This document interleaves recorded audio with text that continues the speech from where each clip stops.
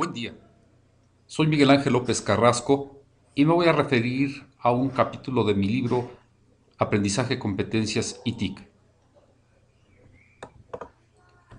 El capítulo 9 del texto, cuyo título es Las rúbricas, método alternativo de evaluación basado en competencias, refleja en buena medida una de las estrategias de mayor uso en el aprendizaje basado en competencias de hoy en día. Como lo podemos ver en el contenido de este libro, una rúbrica nos va a hacer referencia a los criterios de desempeño por alcanzar por parte de nuestros estudiantes. ¿Esto qué quiere decir? Cuando un profesor tiene en mente el desarrollo de aprendizaje de sus estudiantes, en principio lo primero que tendrá que imaginar es el tipo de desempeño o proceso que va a generar en sus estudiantes a través de una serie de actividades, por ejemplo, ¿sí? Previa identificación de los objetivos y sobre todo acorde al tipo de evaluación que se va a llevar a cabo para poder tener claridad de este punto fundamental. De ahí que hoy en día, como parte de las estrategias de evaluación, donde consideramos, por ejemplo, la evaluación diagnóstica, pero junto con esta, la evaluación sumativa, la tercera fase de la evaluación, que es la evaluación formativa, es fundamental. Para ello requerimos el uso de algunos de los instrumentos más ampliamente reconocidos como es la rúbrica. ¿Qué es una rúbrica? Lo podemos ver en el contenido del texto. Está definida como una estrategia de evaluación alternativa. Esto es, tenemos hoy en día diversas posibilidades. Esta es una de ellas.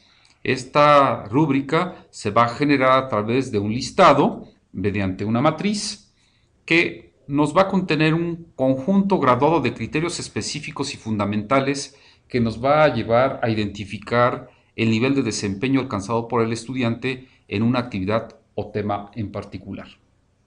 De ahí que vamos a ver cómo, en este sentido, la identificación de los componentes es esencial en el caso del diseño de una rúbrica.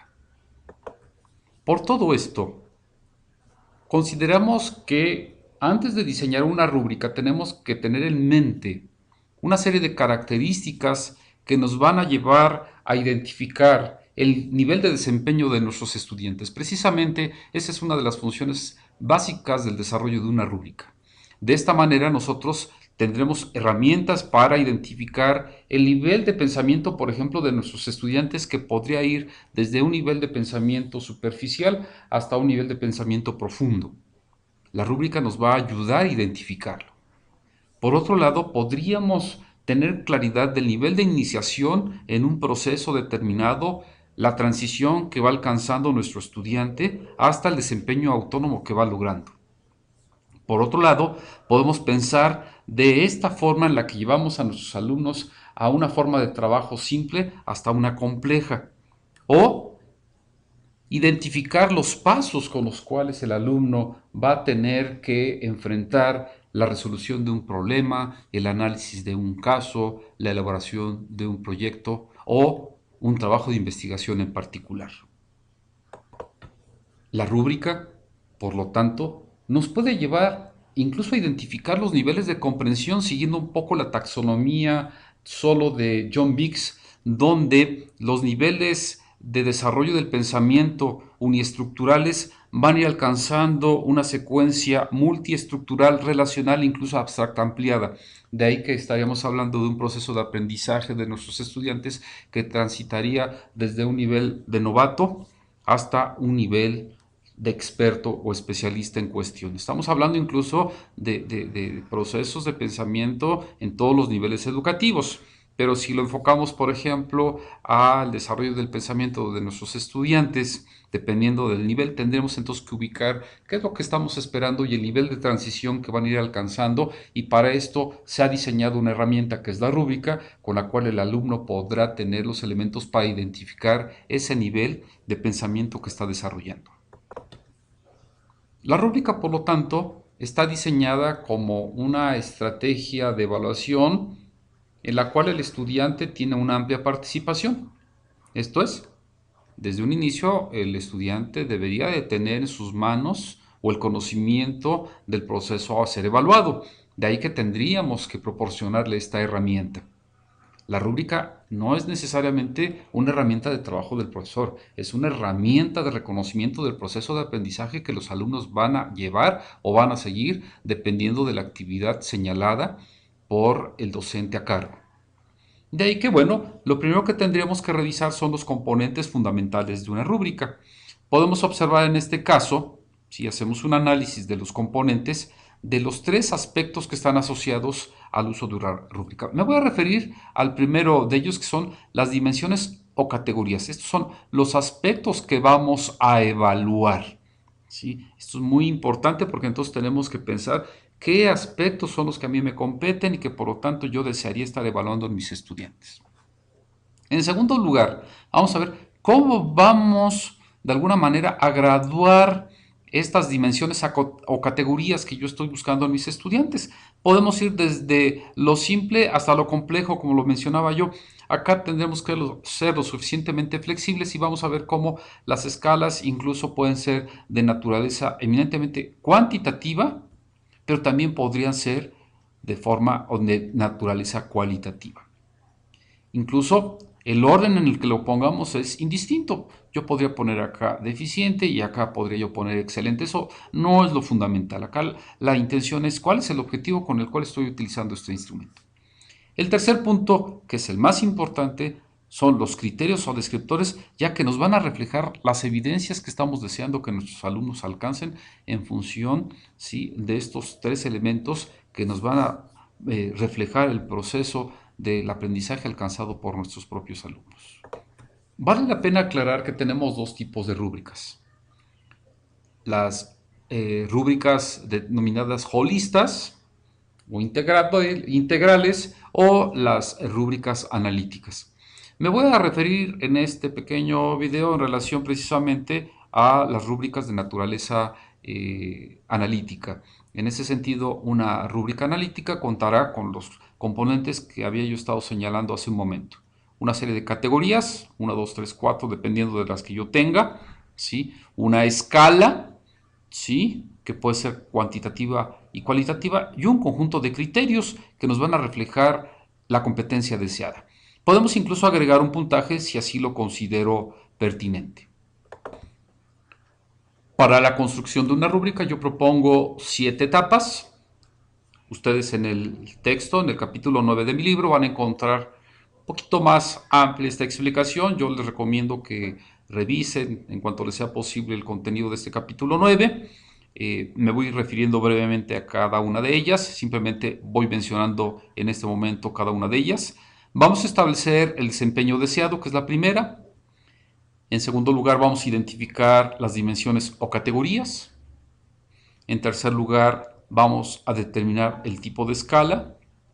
En cuarto lugar, desarrollaremos los criterios o descriptores. En quinto lugar, determinaremos el peso porcentual si es que le estoy dando un énfasis cuantitativo, si es que a mí me interesa eso, no es necesario, pero algunas personas lo siguen considerando como valioso. En sexto lugar, desarrollaremos las indicaciones y la última etapa tiene que ver con el poner la rúbrica que hemos desarrollado a manos de nuestros colegas simplemente para que nos retroalimenten el trabajo que hemos hecho y volvamos a revisarla, incluso hagamos los ajustes necesarios.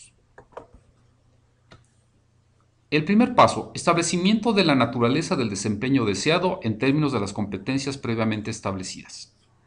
Acá yo me tengo que preguntar el qué, el cómo y el para qué de este proceso de aprendizaje con mis estudiantes. A lo largo de los diversos capítulos del libro, sobre todo el 3, 4 y 5, encontrarán pues un acercamiento teórico a esta explicación. Entonces ahí tenemos que...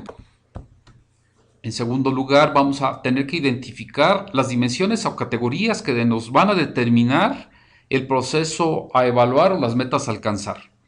Esta parte pues nos va reflejando algunos conceptos que me parece que son muy válidos porque entonces nos establecen los primeros componentes de nuestra rúbrica. Acá, por ejemplo, estamos hablando de las categorías de una rúbrica que nos va a evaluar un reporte científico. En este caso se consideran importantes, por ejemplo, la categoría Plan para la organización de la información, las ideas o preguntas, la metodología, el formato APA, por ejemplo, y las referencias. Estas son las categorías que vamos a desarrollar y acá están los diversos componentes que integran la rúbrica. Enseguida aparecen diversos ejemplos de categoría. Por ejemplo, en un reporte escrito a lo mejor a mí me interesan la fluidez, las ideas y la organización. Ahí yo tendría que poner una columna con cada uno de estos elementos o categorías. Por ejemplo, en una presentación oral, tal vez me interese el contenido, el estilo, la organización y los recursos. Habrá quien diga, pues también la vestimenta, bueno, pues tendrá entonces que agregarse esta categoría. En una presentación multimedia, pues aparecen todos estos componentes. En tercer lugar, tenemos la determinación del tipo de escala o niveles de ejecución. En este sentido, bueno, vamos a ver cómo las escalas son muy variadas. Tenemos desde un valor que va desde siempre, con frecuencia, algunas veces, rara vez o nunca, con punto 75, punto 5, punto 25, punto 10 o 0. Eso va a depender de ustedes y de sus necesidades. Podemos variarlo desde excelente, satisfactorio, satisfactorio con recomendación, necesita mejorar. ¿Sí? O sea, ustedes van a determinar el tipo de clasificación necesaria, débil, básico, suficiente, fuerte, en fin. En cuarto lugar tenemos el desarrollo de cada uno de los criterios o descriptores de las categorías. Acá vamos a tener que plantearnos, bueno, ¿sí? ¿Cómo vamos de alguna manera a apreciar el desempeño, por ejemplo, el trabajo en equipo? ¿Sí? Acá tenemos, dice, es evidente que el producto final fue consecuencia de la unidad y del esfuerzo mutuo. Vamos de lo más hasta lo menos. El producto final no es resultado del esfuerzo entre todos, por ejemplo. Entonces, bueno, ¿cómo vamos a establecer el nivel de desarrollo? Acá precisamente vamos a tener este componente donde vamos a generar el descriptor deseado. Pasamos al punto 5, que es la determinación del peso porcentual para cada categoría y criterio. Si pensamos que la evaluación cuantitativa es fundamental, podríamos incluso darles puntajes. Por ejemplo, si esta categoría equivale a un 50%, pues, y tenemos una escala con 4 puntos, pues simplemente multiplicaremos punto 50 por 4 porque nos va a dar 2 puntos, por ejemplo. Si es el 25%, sería punto 25 por 4 para darnos un punto. Y finalmente replicamos, en este caso, la misma escala. Y entonces ya tenemos los 4 puntos que están aquí reflejados. Podríamos incluso jugar un poco con los números. Por ejemplo, si marco teórico equivale al 75% de los puntajes que estamos deseando y nuestra escala va del 1 al 3, pues acá tendríamos punto 75 por 3, que sería equivalente a 2.25. Definición del problema 15%, lo multiplicamos por 3, el punto 15, que nos da punto 45. La cita es el 5%, punto 0.5 por 3, que equivale a punto 15. Las referencias lo mismo, y esto nos da esta sumatoria un total de 3 puntos. Esto está abierto y ustedes lo van a poder determinar como lo deseen. En la tabla 9.22 del libro encontrarán pues a mayor detalle, ¿sí?, una ejemplificación de este proceso cuantitativo, si es que ustedes consideran que es importante. No es obligatorio, simplemente es una opción para aquellos docentes que consideran que el número sigue siendo vigente y que de alguna manera incluso necesario. Ya casi a punto de terminar, nos pasamos al sexto paso, que es el desarrollo de las indicaciones. Vale la pena, una vez que hemos hecho nuestra rúbrica, señalarle a los usuarios, a nuestros alumnos, qué es lo que estamos esperando con el uso de este instrumento, y entonces tendremos que redactar las indicaciones de la rúbrica correspondiente.